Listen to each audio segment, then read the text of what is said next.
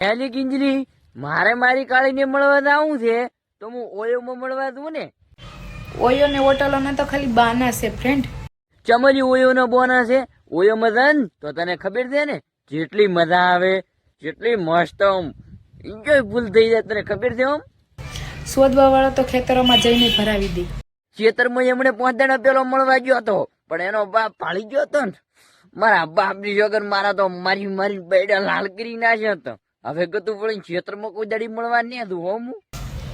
હું તને તો બધું સમજાય છે પણ મારી કિસ્મત તો મારી બેટી એટલી ખરાબ છે ને કે આ જન્મમાં હું એકલો આવ્યો છું અને એકલો ને એકલો જવાનો છું. હો તો સાંભળો.